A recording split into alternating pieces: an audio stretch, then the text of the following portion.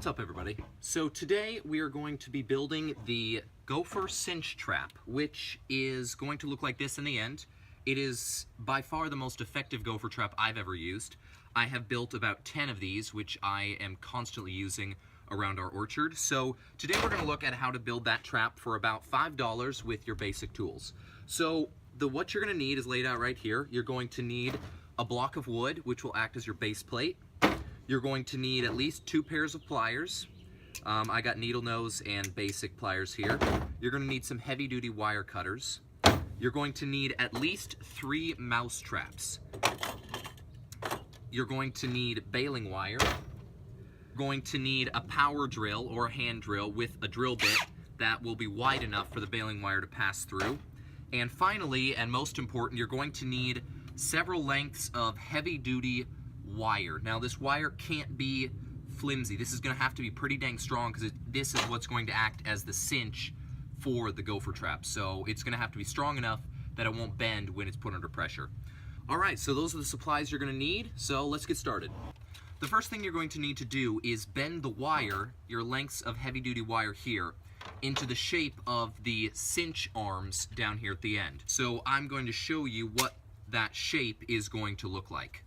Okay, so first you're going to need to make the foundation for the left side of your pincer trap. So you're going to need this shape right here that will be bolted down to your wooden foundation. So it can really be any shape like that. It just needs to make it so that the end down here is not going to turn. So I've already got that done. So now comes a little bit trickier pieces. We have to make this arm right here, which is what is attached to the springs. Before we do that, we're going to want to pull the springs off of these mouse traps. So this is super easy to do. At the base here, you'll notice there are 2 pins or staples holding the bar on. So you're just going to want to take your needle nose pliers or any pliers, pull those out, which releases this part. Now you're going to simply pull this apart or cut it. That's usually easier. Take your wire clippers, cut that, and pull the spring off. So now you've got the mouse trap spring. So you're going to want to do that to all 3 of your mouse traps to get 3 of these springs. Okay, so I've got the 3 springs from the mouse traps here, and you need to make sure to do that ahead of time before you start bending your wire, because these springs have to go on the wire as you bend it, or you're not going to be able to get them on. But before you do that, you need to bend the spring a little bit so that it's going to hook on the wire here. So I'm just going to take this with my needle nose and bend it just outward just a little bit more. I'm going to do that to all 3 of my springs. Okay, those are all good to go. Now I'm going to start bending the wire. So you'll notice I've already bent the first one, so you want to bend that as close to a 90-degree angle as possible. Once you have that bent, you're going to take your mouse trap spring and you're going to slide it through you're going to slide it over the wire here. And you're going to make sure that that little arm you just bent is going to catch on that. So once that's good, you know your first spring is good to go. So now you're just going to bend it over here into another shape. You can see in here, it goes up and then down again. And the next U is where the next spring is going to catch on the wire so it can give it pressure. So I'm just going to take my needle nose here and I'm going to bend it up at as close to a 90 degree as I can with roughly the same angle as the first loop. So I got it up. So now I'm going to grab it with these wires. So you got to make sure it's high enough so it'll still catch the spring. And I'm going to bend it back and down again. So I'm going to close that up like that. So there you go. So there's the second loop. You can see that. So now, and then I got to straighten it out again. So you're going to want to make this as close to the same line as possible because that'll give you better tension on the spring, on the trap itself. Okay, so those are pretty close. It doesn't have to be perfect. That's what's great about this trap. Okay, so once you've got this loop, you're going to slide the next spring on here. You're going to slide that on and make sure it's going to catch on the loop you just built. Good to go. Okay, so now the third loop's going to have to be a lot higher because this is going to be the loop that your trigger arm is going to catch on. See that? So this goes across there and holds that down. So this one's going to have to be quite a bit higher in order to act as that part of the trap.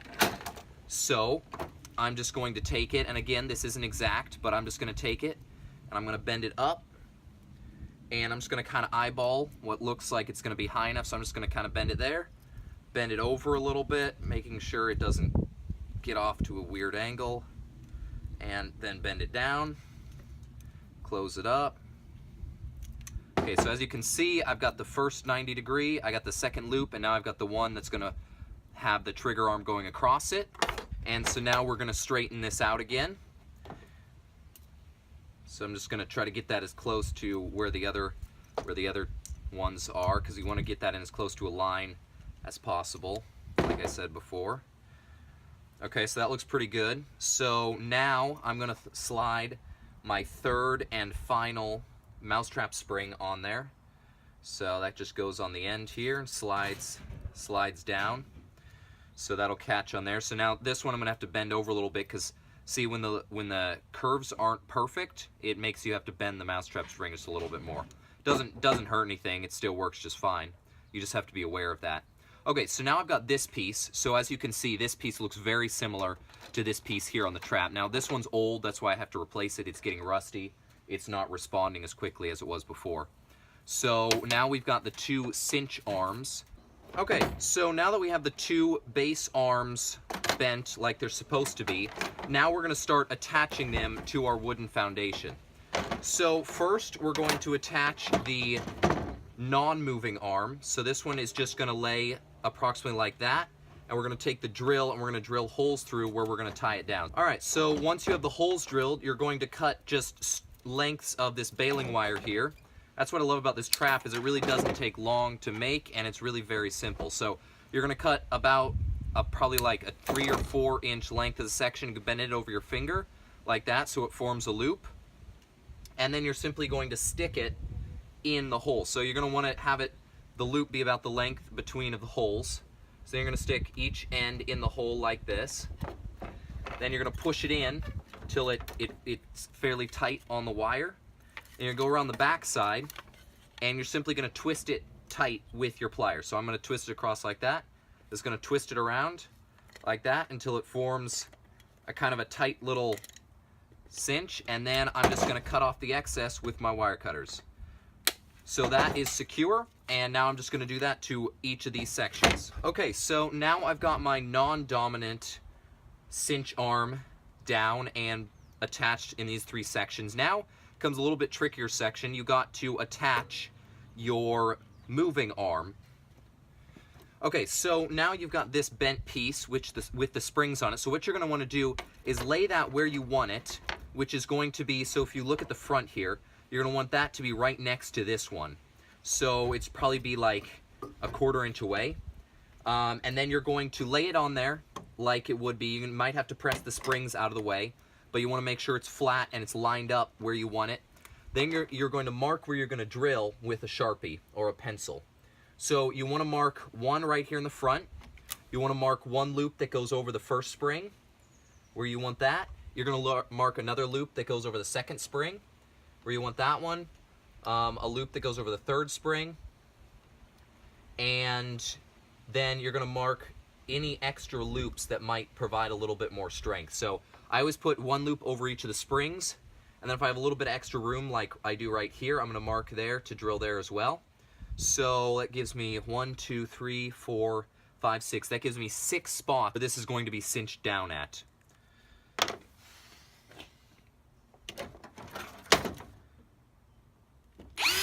Okay, so we got the holes drilled.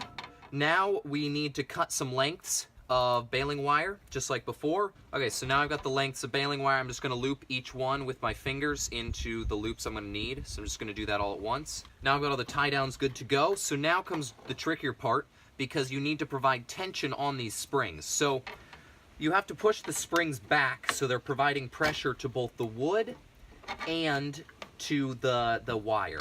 So you're going to hold the first one down, and you're going to put your first staple in, push it all the way down. You're not going to make this super tight, or it's not going to rotate very quickly. And you need it to rotate as fast as possible. I'm just going to leave a little bit of slack. So I'm not going to push it all the way down. I'm going to leave a little bit of slack there. So I'm going to come to the back here, and I'm just going to bend it over a little bit. Because these don't need a ton of tension. So I'm just going to push those down, then tighten them around once or twice with my pliers. I'm going to come back and cut the extra off afterwards. So now I've got the first one on.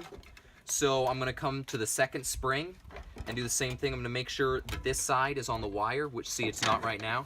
So I'm going to need to pull it up and loop it over the wire, just like that. And there it is. So there it's got in the right position. So I'm just going to push this staple down. This one's going to go over the spring itself. And again, you're not going to make it super tight or it won't work correctly. Okay, so I finished putting in all the staples here. So now you've got the two parts here. These are the two most important parts, your cinch arms. So I haven't been the ends here yet because that will determine the size of the gopher you're looking to catch. So if you're looking for little tiny gophers, you bend them a certain way. If you're looking for great big ones, a different way.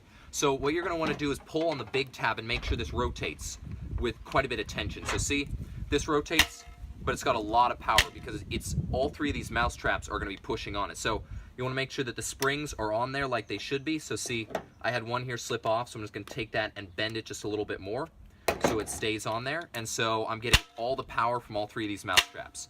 So there we go. So now we've got that part done.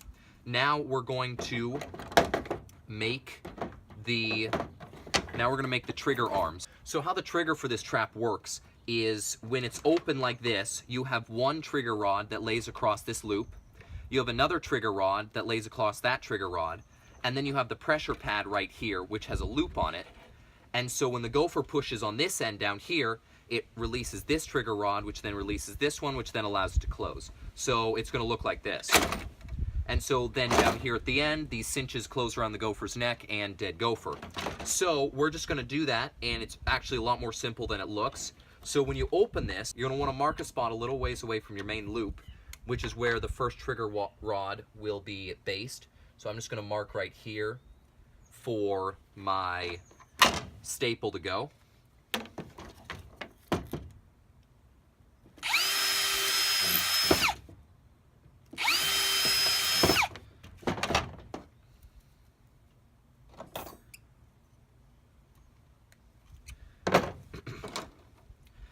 Okay, so you're going to want to form a really tight loop in another section of your wire. You're going to run your baling wire through there, and then you're going to form another staple out of that, which will then go down into the wood. So see, I formed the staple. I'm just going to put each end through the wood here.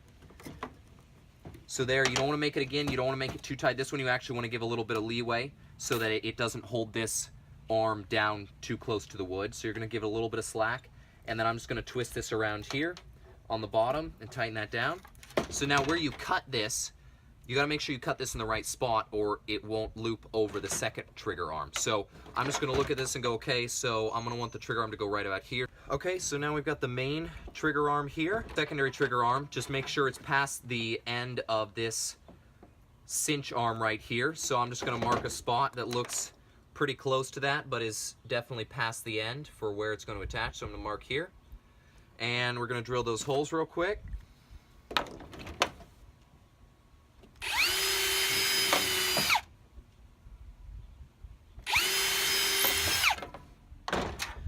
Okay, so we're going to make a loop. Again, another really tight loop in the end of this wire here. Close it up. I'm going to do the same thing we did over here. So I'm just going to loop my baling wire through there and then determine how long it needs to be. Loop that through there. Okay, so that's going to go in.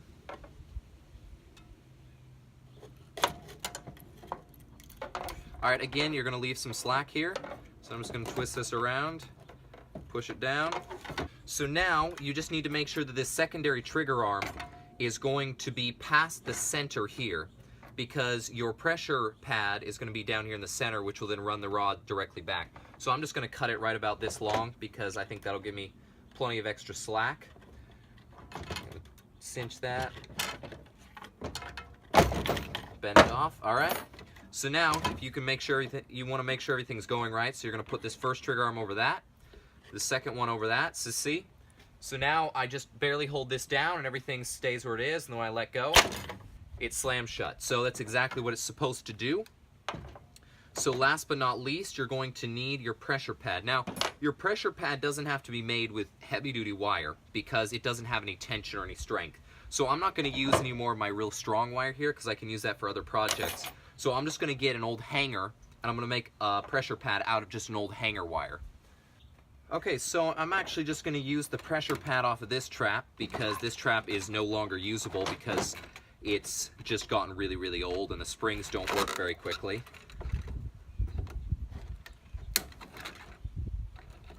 Okay, so for your pressure pad wire, you're going to want it to be as straight as possible.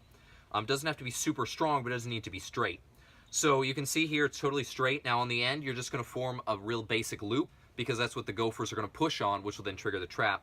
And then down here on this end, you're going to form kind of a tight loop that is then going to have a flat spot on the top because that is what is going to loop over your trigger mechanism, which will then release the trap. Alright, so in order to attach this to the trap, you're going to want to open this up, open your cinch arm up so that's out of the way. So you can just hold that down or you can really put something heavy on it. Okay, so now that you've got all this done, you're going to want to make the cinch arms, which are these loops down here on the end. So the length of these arms is going to determine the size of the gopher. So if you're just looking for a medium-sized gopher, which is pretty standard, you're just going to make them about like this size. It's hard to tell you what size exactly it is, but if you can probably see compared to my hand what size that is. So again, this isn't exact science. But what you're going to want to make sure to do, for the moving side, your cinch arms need to line up with the loops, because that way they're closed. If you bend this straight up now, while it's closed, it won't close properly. So I'm just going to bend this straight out at approximately what I think is the right length. Bend it out, and then you're going to take a second pair of pliers, because you need to form a loop out of it. So I'm going to hold that, and just kind of give it kind of a half moon shape.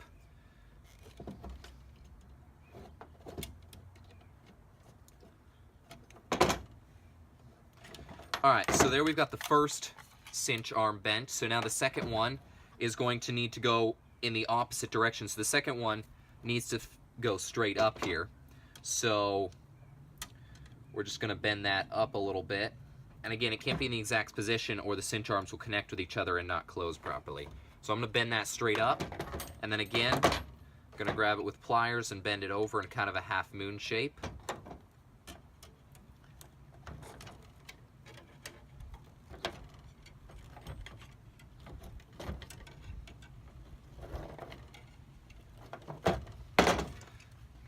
Okay, so now you can see I've bent the cinch arms like they're supposed to be. So now what you're going to want to do is cut off any excess wire because you don't need it there. So I'm just going to cut this at about where I think it should be.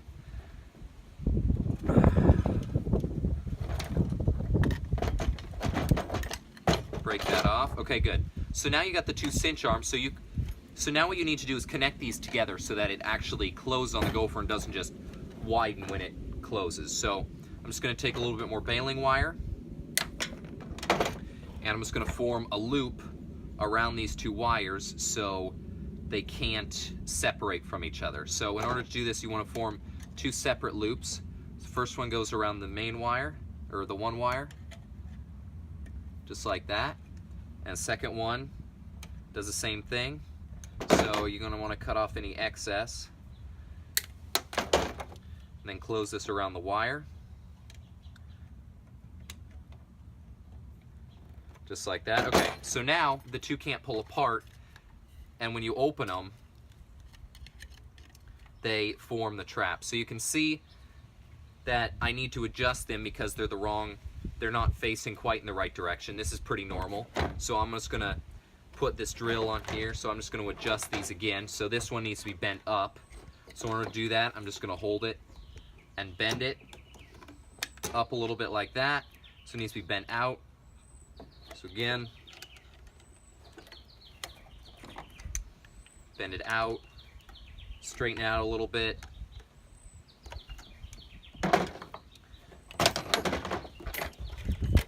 Okay, so now you can see it forms the cinch here at the end, which is exactly what you want because this is what goes into the gopher tunnel. And we've got the two trigger mechanisms here. So now the last thing we need to do is put in the pressure pad, and this trap is ready to go. So you're going to want the trigger pad to be just a little bit in front of the loops, because that way when they push it, their head will be right about here, and their neck will get caught in the trap. So you just kind of eyeball that, see where you want it, Once you got it where you want it, you're going to mark where the holes are going to go.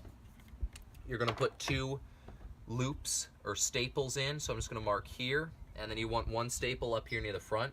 Now this staple can just go over everything, because the trigger pad really doesn't need to stay tight or very specific, it just needs to stay lined up with where it's supposed to be.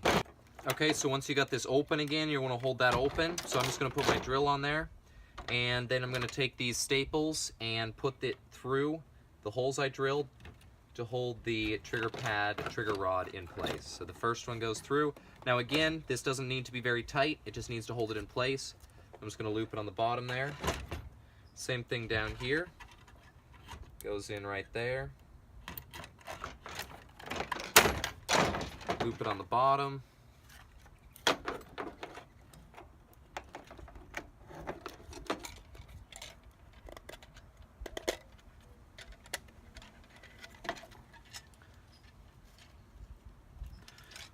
Okay, so your trap is basically finished if you've done it, if you've done all these steps correctly. So you can see when I put this rod across here and this one across here, and then I take the trigger mechanism and loop it down so that stays in place. Now I'm going to want to adjust this because you can see this is a little bit too close, but still it will still work very similar. So when it gets pushed here, boom, it closes and it catches whatever pokes it. So you're going to want to adjust it for the size of your gopher, because you want to theoretically catch them around the neck, or at least just catch them. So the trigger rod can be adjusted according to what you are looking for, but that's how you make it. There you go. Like, subscribe, comments. Hopefully this will help you catch some of those nasty gophers. Have a great day, everybody.